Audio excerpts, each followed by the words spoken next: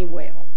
So, I mean, you know, it's not just what he done up here for y'all, but it's what he done at home too. Even being up here, he was helping us at home. And I just wanted to let y'all know that little bit.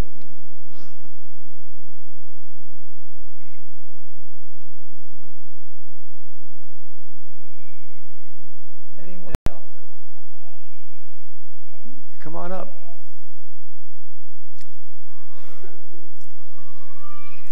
I think what you're doing is testing to see how short I can preach, and that's okay. Chuck preached to us many times. I'm sure he did.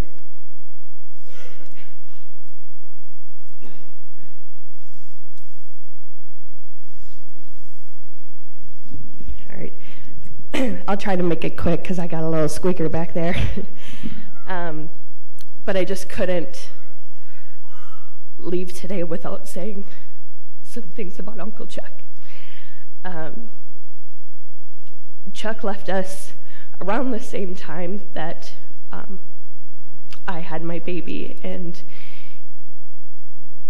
when I found out that he had passed away, I kind of felt a little overwhelmed with all the other things going on in my life that I didn't really get time to grieve. And I felt guilty about that. But I just kept thinking in my head, his voice and his nonchalant, you don't need to be doing that. Because I know how great of a child of God he was. And knowing that his suffering here on earth is done. And he's with his beloved, the love of his life in heaven. I knew Chuck for 15 years. When I started working for the theater, I believe a year or two in, I was approached and asked if I would be a help to him and Alan at their house, you know, getting some house chores done. And I was like, yeah, you know, make some extra money. It did take me long to find out it really truly wasn't to help clean his house. It was to keep Alan company. In my life, I've never seen such an example of love in a marriage. And it really inspires hope to see what a husband should be and how loving a marriage can be. Like everybody is saying, he's a great husband, a great neighbor, a great friend, a great uncle. Even though he wasn't my actual Uncle Chuck, I still call him Uncle Chuck. My family knows he's my Uncle Chuck. Him and Alan were more of a grandparent duo for me, something I didn't really have much of. I didn't have much for grandparents. I have one grandma left, and I always tease that I would go see him and Alan a lot more than I saw my own grandma, which lived just down the road. But I really enjoyed my time with them. I learned a lot, hearing stories after stories after stories of you know, things that he would do in Alabama, and some of them, you know, seemed off the wall, and you never thought, is that a true story? But hearing, you know, everybody tell stories like, wow, that clown thing was true.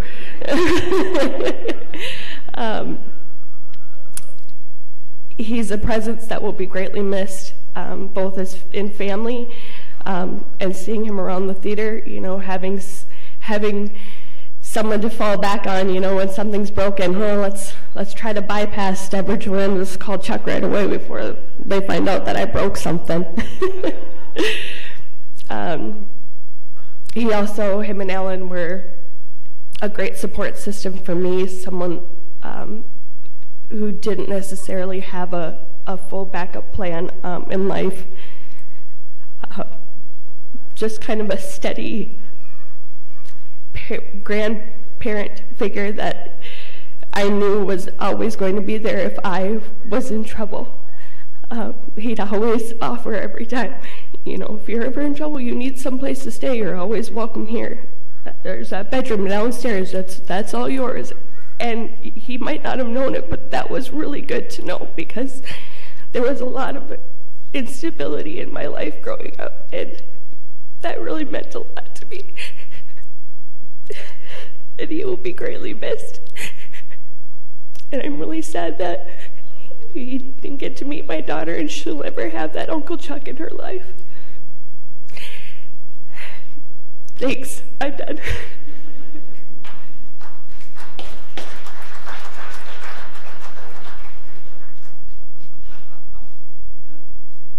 Jim and I are going to battle here. No, you win. I win. I'm Linda. I'm Chuck and Alan's oldest daughter. Sherry, he loved you. But Sherry said that he offered to let her live there. Of course, my father didn't leave Alabama until I was 33. So it was very hard to lose him to Minnesota. But he found so much love here. And I want you to know, Sherry, you weren't the first that he offered to live here. Live with him. When we were growing up, this is true, we had probably 8 different guys that lived with us because they were having trouble at home. And so we never knew who was coming for supper. We never knew who was living with us, and thank goodness he had built a huge home so that we had room for everybody. It was just, he built a family wherever he went. It was not necessarily a relationship, and so the Uncle Chuck is great. Unfortunately, the guys that grew up with us didn't call him Uncle Chuck, but they called him Dad.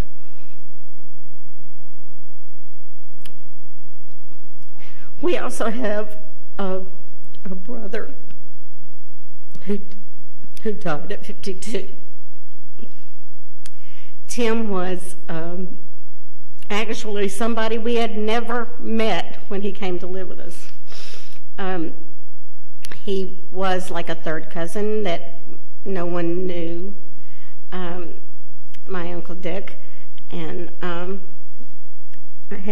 had him for a little while, and Dad he went to a fortune teller one time and told him that he was going to have 3 children and that the oldest was going to be a boy, and I was it.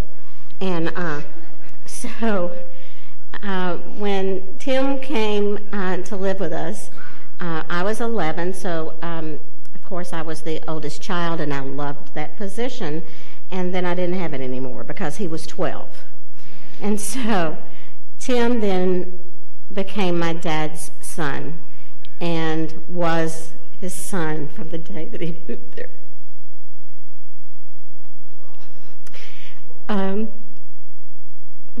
Joanne, I'm glad you're my sister.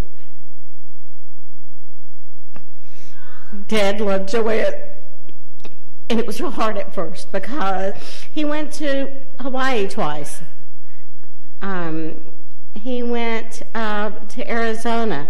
He traveled with the family, which was wonderful because Leanne and I always came to Minnesota.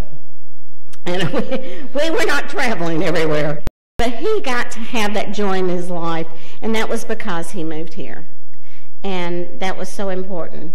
And Bob gave up even a trip he won so Dad and Mom could go to Hawaii by himself, not with the family. So I do thank you. You didn't make him a better man. He was the best. Thank you.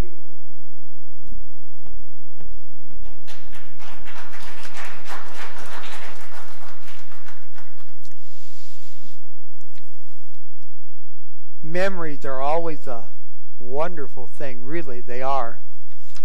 I could stand up here for the next half hour and give you my memories of Chuck. I probably shouldn't do that, but I remember one time when I was in Hawaii.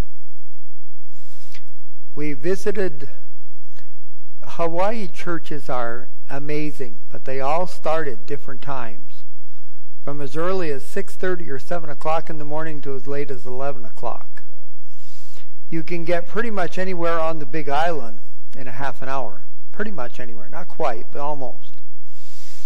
And my wife and I had already been at 2 services.